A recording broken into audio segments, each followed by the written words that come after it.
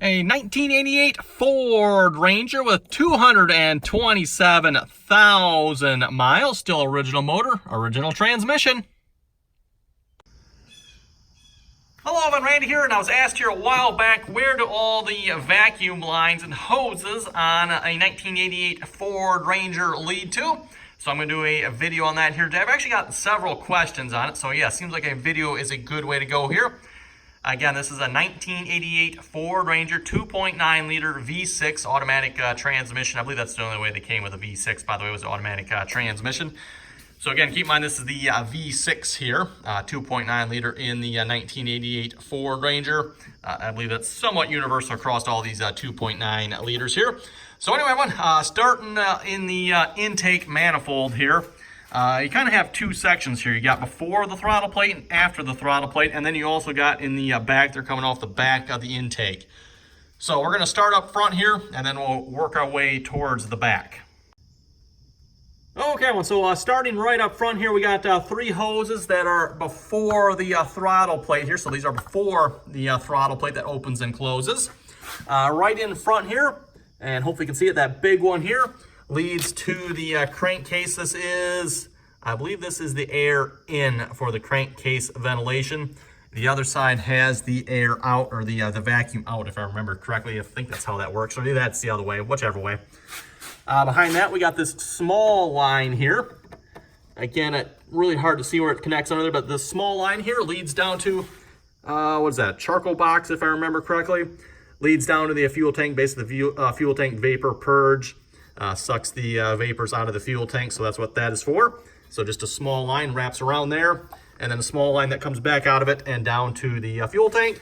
And then there's one more, if we can get it to the other side here. We got one more before the throttle plate here. That leads up into the idle air control valve, which is right here. So this is the idle air control valve. The idle air control valve, by the way, allows air to bypass the throttle plate in here. And this will open and close depending if it needs more air while it's idling. Next, we got after the throttle plate. So after the throttle plate there, everyone, hopefully you can see that. There's only, as far as I know, there's just one connection right there. If you can see it right there where my finger is. And that leads over to the positive crankcase ventilation valve. I think that's the name of that, if I remember correctly. Oh, and before I forget here as well, over on the top side, also after the throttle plate, we got two more connections. Yeah, there's a lot of vacuum connections on here, everyone. We got this small one up top.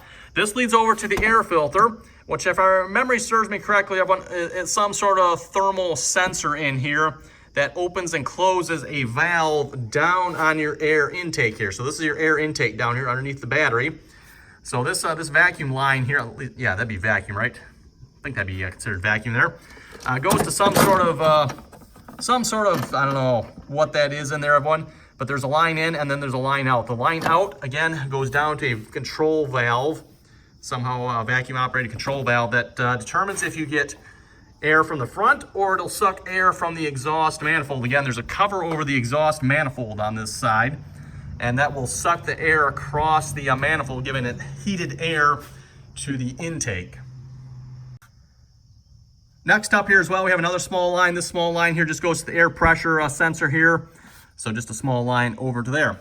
And then over on this side, everyone, we got three more lines here. So this top line here, this top line goes down to the transmission vacuum modulator or something like that. So that's where that one goes. You can see it comes up and over, and then it drops down back behind there to the transmission. Behind it here, we just got a plugged hole. That one's just plugged. Here we got one that leads down to the fuel. I believe this is the fuel switch here. So vacuum switch for the fuel. Just a small line there. And then finally one big line that leads over to the brakes. Okay, so everyone, hopefully that'll answer most of the questions there as to where all the vacuum and the lines go here as far as that's concerned for the 2.9 liter Ford Ranger here. Again, you got connections before the throttle plate, after the throttle, and then of course in the back there. So again, real quick, we got this line here. This is for your fuel purge, fuel vapor, if I remember correctly. I think that's the correct term for that. You got your positive crankcase ventilation. I believe that's the intake line there. That leads to this some sort of valve assembly. I don't know what, it's just intake air. And then over on this side, you have another big line, this one right here, that leads over into the idle air control valve. Then after the throttle plate down underneath here, you have one that leads to the suction side. I believe that's the suction side there of the positive crankcase ventilation. So that sucks air. So it inputs air on that side, if I remember correctly, and sucks it out there, or either that is vice versa. Might have that backwards, but I think that's the way it goes, if I remember correctly. Up top here, you have this hose. I forget what this is actually called again, everyone, but just a hose. Leads over to the air filter there, which controls a valve down in there, which allows it to either suck air from the front or suck air across the manifold. We also have a small hose here that goes over to the air pressure sensor back here. We got one that leads down to the fuel switch. Again, as far as I think that turns the fuel on and off there, a switch, if I remember correctly. Not a pump. Not that, it's just a pressure switch, if I remember correctly. Transmission line and brake line. So again, everyone, hopefully this helps here. This is my 1988 Ford Ranger 2.9 liter V6 here. Again, this is my daily drive run. It still runs great. 227,000 miles roughly on it. Again, the odometer there only has 6 digits, the one being the 10th place. So you actually can't see how many 100,000 times it's rolled over. As far as I know, it's only been 2. So 200,000 plus what the gauge says there. Again, original motor, original transmission. The most major work that has been done to this engine has been upgraded headers. The headers have been upgraded on here because, again, with a 2.9 liter, I guess the unknown problem with these is they do crack their headers, which I believe actually happened to my dad, if I remember correctly. I think he said he did have a cracked header, and as a result, he had both headers upgraded, some sort of different performance type headers on here that are not supposed to crack. So they are supposed to be a lot better than the original design. So anyway, everyone, thanks for watching. Comments or questions, be sure to leave them down below. Don't forget to like, share, and subscribe for more. And until next time.